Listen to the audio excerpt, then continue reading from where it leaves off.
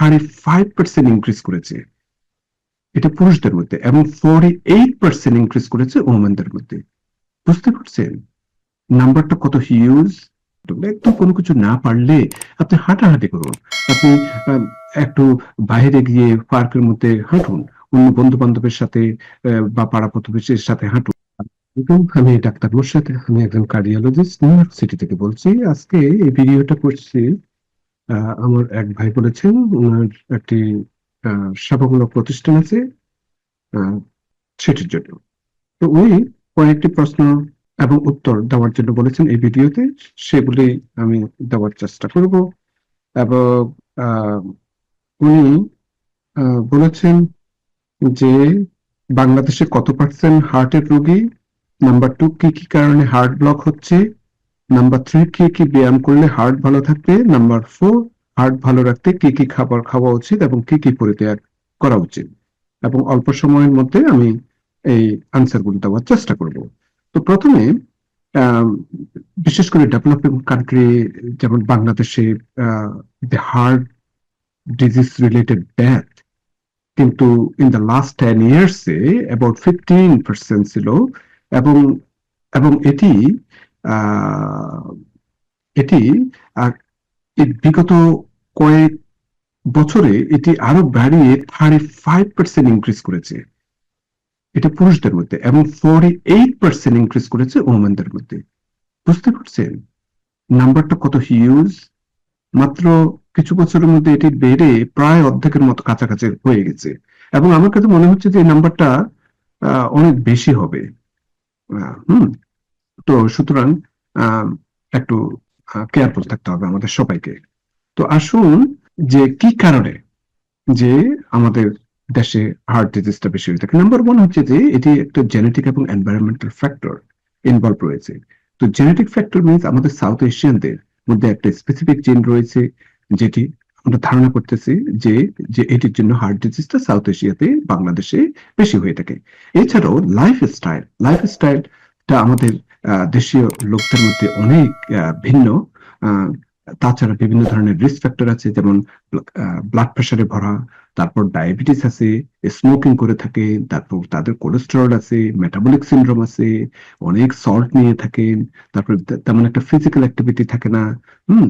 তারপর হচ্ছে যে আপনার সোশিও ইকোনমিক স্ট্যাটাস, ম্যাক্সিমাম মানুষ আপনার পভার্টির মধ্যে থাকে, নিউট্রিশন ঠিক মতো পান না, হাউজিং কন্ডিশনটা ঠিক মতো ভালো না।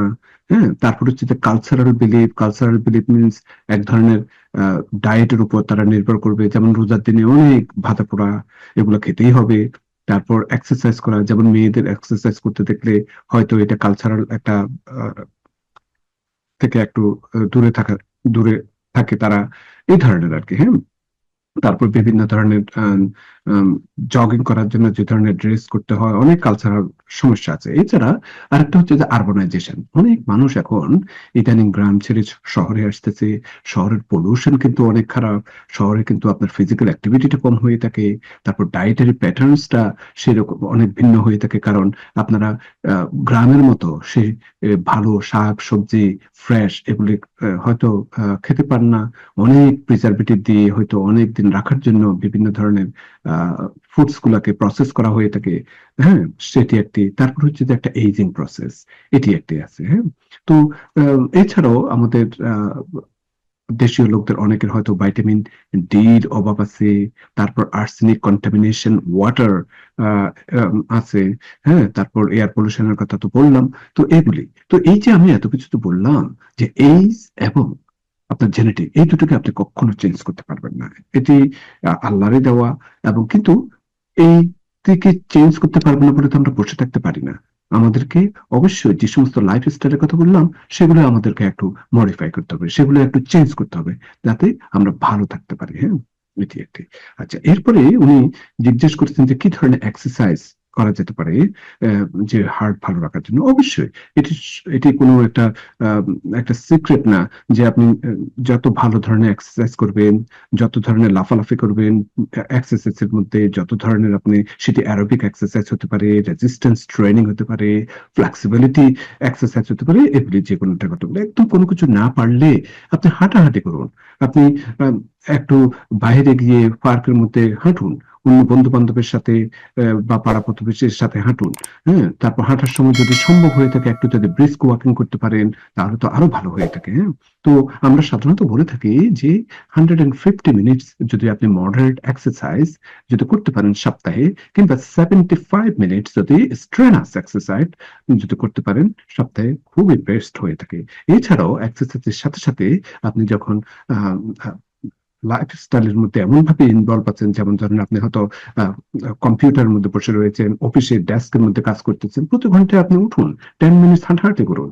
হ্যাঁ, তো এগুলা করা যেতে পারে। তবে তো যাদের আন্ডারলাইন ডিজিজ প্রসেস আছে, একটু দেখে নেবেন যে আপনি এক্সারসাইজ করার আগে আপনার হার্টটা ঠিক আছে কিনা, যাতে কোনো ধরনের সমস্যা না হয়ে থাকে, কোনো আন্ডারলাইন যাতে কোনো ডিজিজ প্রসেস না থেকে থাকে।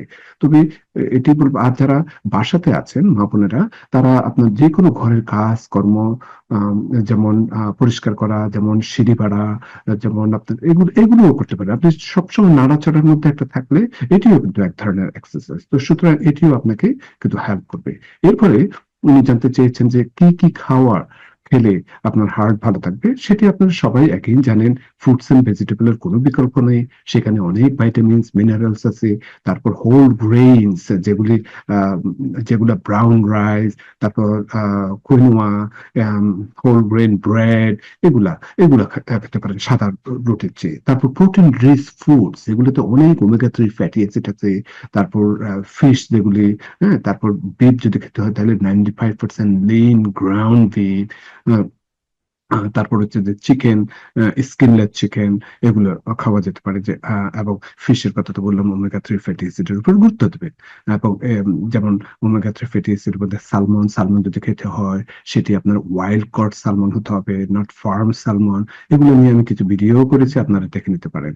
তারপর হেলথি ফ্যাট যেগুলি আমি আরো বললাম, যেমন অ্যাভোকাডোস, তারপর বিভিন্ন ধরনের বাদাম, হম, তারপর বিভিন্ন ধরনের সিডস। তারপর বেশ সুন্দর, এখন শীতকালে অনেক সবজি আসতেছে, যেমন কালিফ্লাওয়ার, তারপর এই আর কি। হ্যাঁ, তারপর হচ্ছে যে আপনার বিভিন্ন ধরনের অয়েল যে ব্যবহার করবেন, সেই অয়েল গুলো যাতে ভালো হয়ে থাকে, যেমন ক্যানোলা অয়েল, যেমন আপনার অলিভ অয়েল। হ্যাঁ, তো আহ, এগুলা থেকে খেয়াল রাখবেন। আর ডেইরি প্রোডাক্টস এর ভিতর মিল্ক, চিজ, ইয়োগুর্ট একটি মডারেট অ্যামাউন্ট যাতে খেতে পারেন, ড্রিঙ্ক করতে পারেন, সেদিকে খেয়াল রাখবেন। আচ্ছা, তারপর যে খাবারগুলো আপনাকে অ্যাভয়েড করতে হবে, নাম্বার ওয়ান হচ্ছে যে ফ্যাটস। সেটিকে ধরনের ফ্যাট, স্যাচুরেটেড ফ্যাট। আমরা মনো আনস্যাচুরেটেড ফ্যাট গুলি, পলি আনস্যাচুরেটেড ফ্যাটস গুলি আমরা ভালো, আহ, আমাদের ভালো লাগে, আমাদের ভালো কাজ দেয়। কিন্তু স্যাচুরেটেড ফ্যাট গুলো কিন্তু খুবই খারাপ। যেমন সেটি সেটি পাম অয়েল হতে পারে, ফুড ডেইরি প্রোডাক্ট হতে পারে, কোকোনাট অয়েল হতে পারে, বাটার, ঘি, হ্যাঁ, লার্ড, ক্রিম, তারপর হার্ড চিজ, এগুলো কিন্তু আপনার ব্যাড কোলেস্টেরলকে অনেক বাড়িয়ে তুলতে পারে। তো সুতরাং একটু খেয়াল রাখতে হবে। তারপর সোডিয়াম, সোডিয়াম আমাদের খাবার দাবারে সোডিয়াম থাকতেই হয়।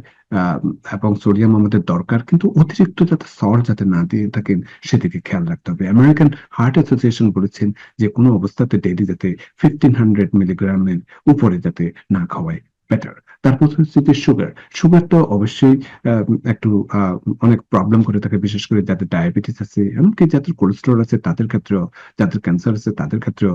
তো সুগারের পরিমাণটা অনেক লিমিট করার ব্যাপারে চেষ্টা করবেন, বিশেষ করে যাতে অ্যাডেড ফ্রুক্টোজ, যেগুলো সিনথেটিক ভাবে ফ্রুক্টোজ গুলা বানানো হয়ে থাকে, কর্ন সিরাপ, তারপর বিভিন্ন ধরনের আর্টিফিশিয়াল সুইটেনার যে দেওয়া হয়ে থাকে, সেগুলো থেকে খেয়াল রাখবেন।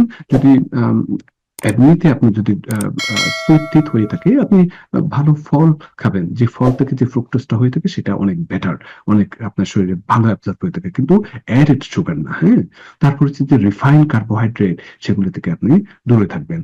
তো এছাড়াও আমি আরো কিছু লিমিট করার কথা বলবো, যেগুলো হচ্ছে যে যে ডিপ ফ্রাইড ফুডস, তারপর process meat, hot dog, sausage, হ্যাঁ, তারপর এই যে ফ্রাইড ফুডের কথা বললাম, ফ্রেঞ্চ ফ্রাই, তারপর সুগারি ড্রিঙ্ক এন্ড সিরিয়াল, তারপর পটেটো চিপস, হ্যাঁ, তারপর অর্গান মিটস লাইক লিভার। তো এগুলি থেকে একটু দূরে থাকতে হবে। তো মোট কথা হচ্ছে যে হার্ট ডিজিজ একটি আহ, উম, খুবই number one killer not in Bangladesh, in the entire world কিন্তু হার্ট ডিজিজ কিন্তু অনেক কিছু প্রিভেন্ট করা যেতে পারে যদি আমরা আমাদের লাইফস্টাইলকে মডিফাই করতে পারি, আমরা যদি একটু সতর্ক থাকতে পারি। তো ওয়াই নট? আবার আমাদের একটাই মাত্র হার্ট, জন্মের আগে থেকেই হার্টবিট আরম্ভ হয়েছে, সর্বপ্রথম অর্গান হচ্ছে যে হার্টবিট আরম্ভ হয়ে থাকে, এবং এরপরে হার্ট যখন বন্ধ হয়ে যাবে জীবনের শেষ। সুতরাং one life, one heart. So take care of you. Thank you.